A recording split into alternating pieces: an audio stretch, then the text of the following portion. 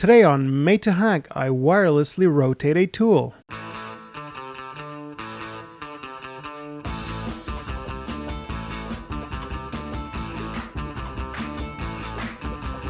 Today I have a dark side cordless rotary tool, PFBS12B2, which I bought for probably just under 20 euros, again at our favorite supermarket.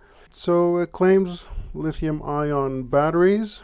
It's 12 volts, 1300 milliamp hours, and rotations from 5,000 to 25,000 RPM, and supposedly you get a 3-year warranty.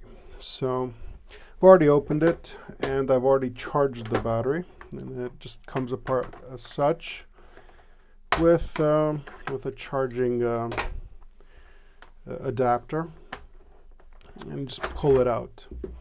It also has 44 different attachments and 5 collet chucks, one of which is already installed here.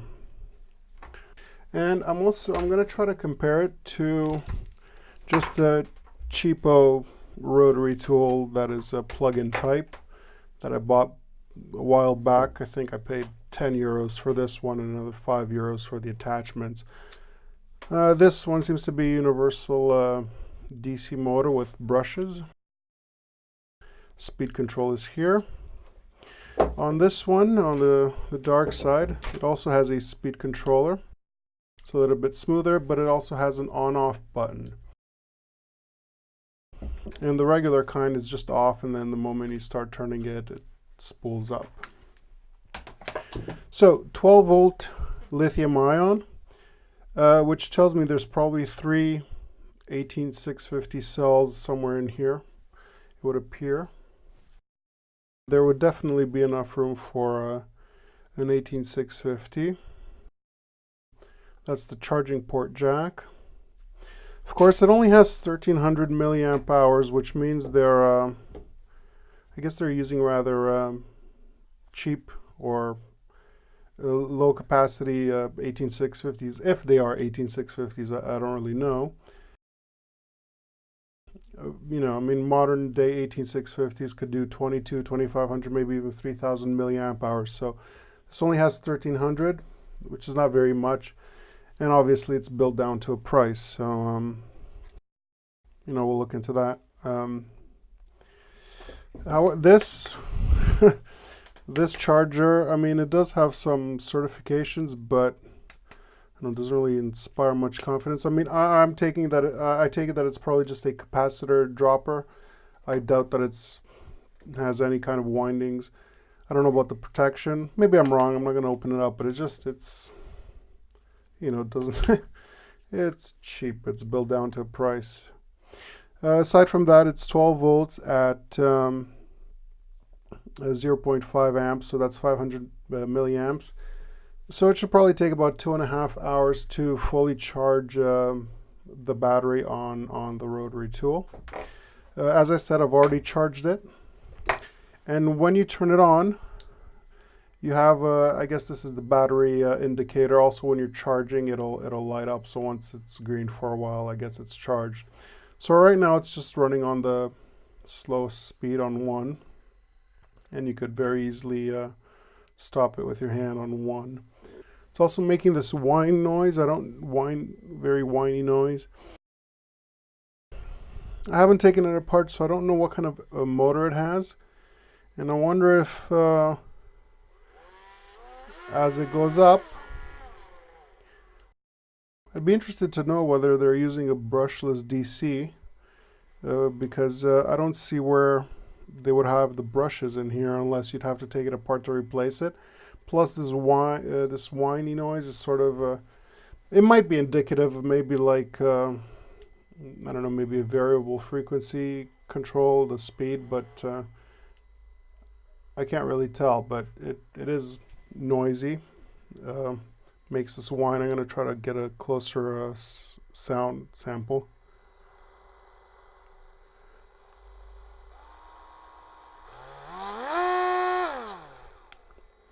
So yeah, that whine is kind of annoying, but oh well.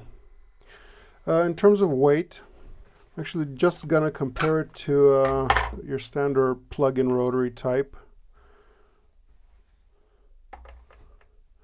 So it weighs 425 grams, which I believe is about a pound, or just a little under a pound. I don't know what that is in ounces. Is it 16 ounces? I don't know. And this one, the plug-in type without the cable end here,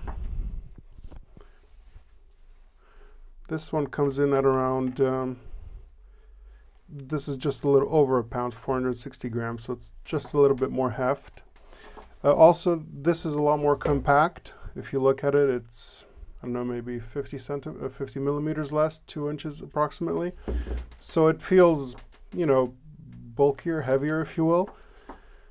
It also has this attachment. I would assume you would just kind of hang this like on a hook and then maybe run a extension, one of those extension wires for like polishing and whatnot. This, you could do that with these plug-in types. You couldn't really do that with the cordless one, but again, the cordless one, you know, you're free to roam with it. Okay, in terms of build quality, again, I think they use the same kind of plastic that I saw on the cordless or the gas-powered soldering iron. For example, on this cheapy one here, it actually does specify that it's PAGGF30, so it's glass fiber 30% reinforced. I don't know what the, oh, sorry, PA6, right, that's nylon, glass fiber reinforced, and I'll do that popular Arduino versus Evil test. Scratchy. I don't know, does this have the same kind? Maybe it does. Anyway, that's besides the point. Again, it's, you know, it's 20 euros, so. Okay, so far as attachments, grab the, it's a 3 millimeter shaft for all the attachments, of course. And this is the lock button for the spindle, sort of like this one here.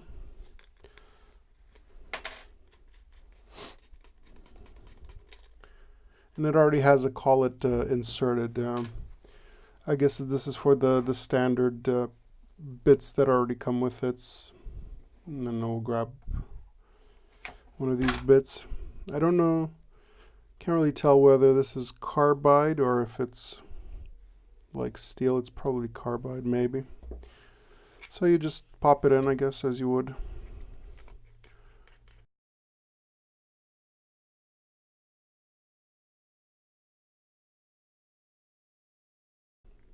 Lock it into place, and you're ready to use it. Turn it on. Again. All right, so I think that's an overcurrent protection. When I turned it on hard, it probably tried to draw too much current when I was holding it, and it turns off. So I'm going to put it higher. I'm going to start with max. That's hot, so it's going to be hard to hold on to. Okay, about 3, you could sort of stop it, and there you go. Maybe, I think, overcurrent, which it shuts off, which again,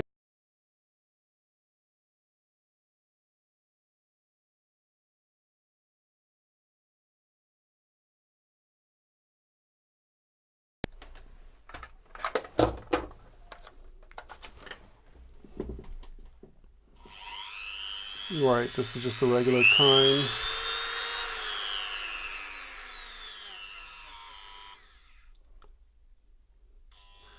This one will just, you know, the brushes will just, you know, sort of burn, I guess, if you hold on to it.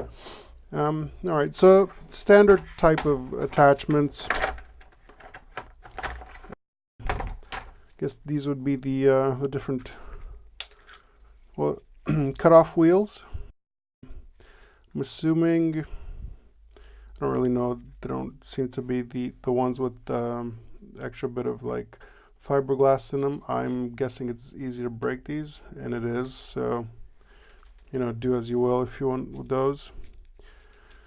I guess it's got some of these grinding stones of different maybe hardness or different particle size. That comes in this little tube here. You've got some polishing felt, but no polishing compound. Usually with these accessories you'll find like a little tube of maybe a polishing compound, probably a chromium oxide, that green paste. But there's none in this pack, so I don't know, you'd have to bring your own paste. So these different collets, okay, so they're different sizes. I guess we could go all the way up to, no, that's probably the 3.6 millimeter collet here. Okay, so that's a 3 millimeter spindle, the largest. And then the smallest is, I guess, this 0.8 or 1 millimeter spindle for,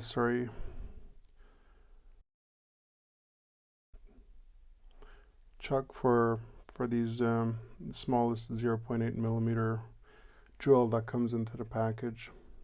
Okay, then you have standard accessories, brass brush, plastic brush, another plastic brush. I guess these two would be diamond abrasives. I'm thinking this is carbide by the looks of it. Regular, probably steel, and some grinding wheels. Not too great on the accessories front, but that's fine because you could use universal accessories like this one, this pack in here. They should fit without any problem. So as you can see, this is the kind of paste, lapping paste you would find probably with chromium oxide. Okay, what I'm going to do now is just test the speed of the spindles and how fast they go. So we'll start with 1. Okay, so at on 1 it's about 2000 RPM, and all the way to max it's at about 22,000. Then if we go somewhere in the middle, like a 3 or so,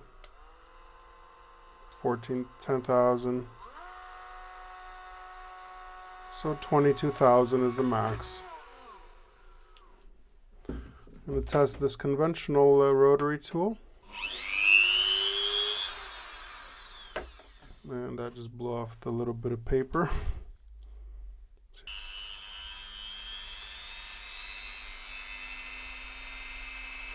Yeah, this one's all over the place. It's a shiny surface. It's not gonna.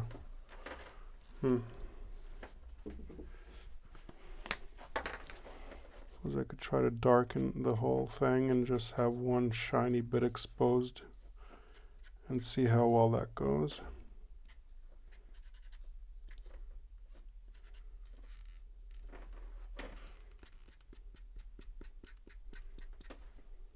Okay.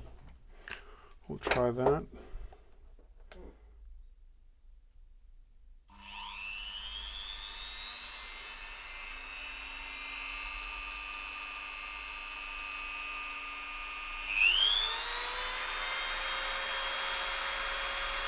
Yeah, about 33,000.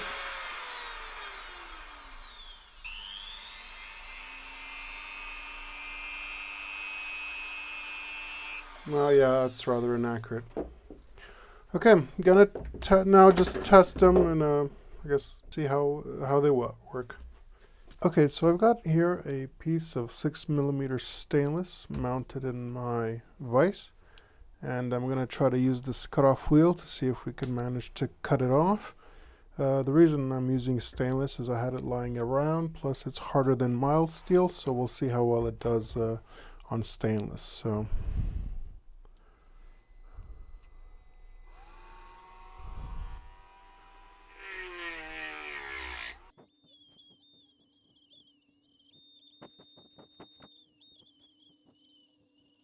Okay, so we're almost through, but also this cutoff wheel is almost done as well.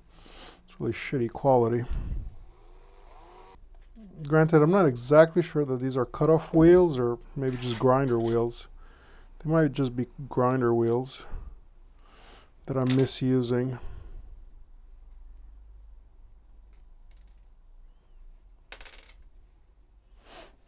Gonna put on another one and see if we'll get this cut.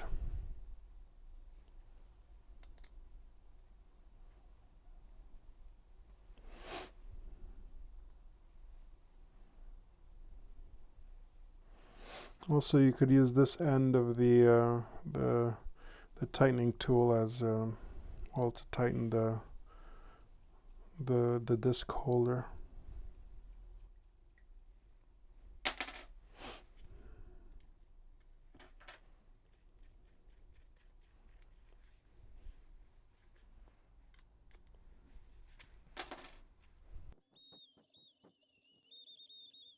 Okay, so that finally cut off, but you know, I mean, you're going through these discs like it's nothing. So yeah, those discs, useless. Well, almost useless, I should say. Going to then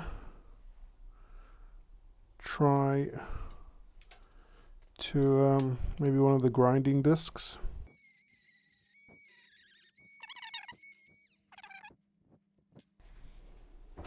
But even the grinding disc is starting to, well, to get misshapen. I mean, it is grinding, but I don't know. I mean, the binder that they're using in the ceramic disc is terrible.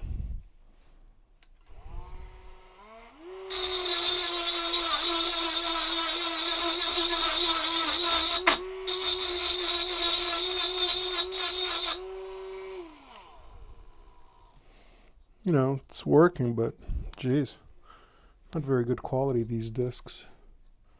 But yeah, it'll grind stainless.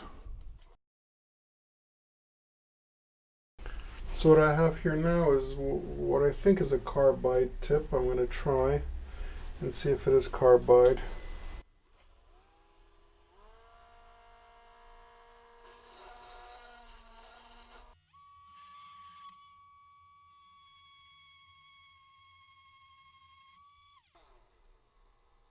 So that definitely does make a groove. Can't really tell. Certainly did make a groove. It seems to be carbide. This tiny little end mill. I suppose it could be high-speed steel or another kind of steel, but well, it seems that it works. Okay, so here's the same test, this time using a proper cutoff wheel. So you can see this one is fiberglass reinforced, and it's proper cutoff wheel, so we'll test it this way.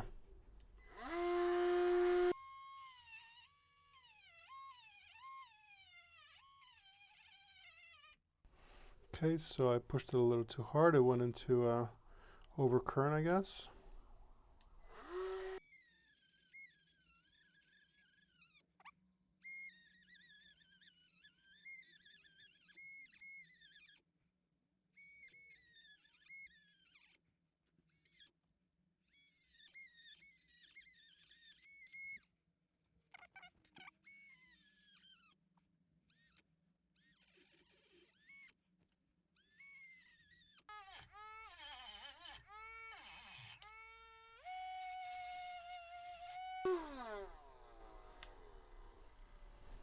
Okay, well, there's more of the cutoff wheel left. Anyway, yeah. Alright, so final thoughts. I don't think it's very good. I mean, if you absolutely need a portable rotary tool, then yeah, maybe it's worth picking up. I find that the motor is way underpowered. Don't know about the battery capacity. It's probably a little bit on the low side. If you're going to be at home doing any kind of hobbies, get one that plugs in. Again, you can put it on a hook, get an extension. It's much sturdier. Yeah, you're dealing with a brushed universal DC motor, but I mean, it comes with a set of brushes. This one is a lot more useful, I find. You know, it's more versatile. Plus, it's always plugged in. I don't know where you would use this portable version. Maybe it's a little bit easier to use, if you will. It's sort of like a pen, if you will. You don't have a cable holding it. Maybe that's where the usefulness comes in. I'm not really sure. I don't know where you would need a cordless rotary tool. If you want it, it's not going to take up space in your toolbox, and you absolutely want to have a portable one, maybe for the garage, if you will, whenever you might need a small portable rotary tool, then yeah, pick it up. I mean, it's 20 euros. It's not going to break the bank, but the accessories they're okay. They're not the greatest. So yeah, I'm not really sold on the idea of this cordless rotary tool. I'd love to hear your opinions in the comments down below if you think I've got it all wrong. Anyway, that was the Dark Side cordless rotary tool PFBS 12B2. Thanks. Hey, thanks for watching, and don't forget to subscribe to this channel. Also, make sure to turn on notifications to receive updates whenever I post a new video. If you like what you saw, hit that like button as well.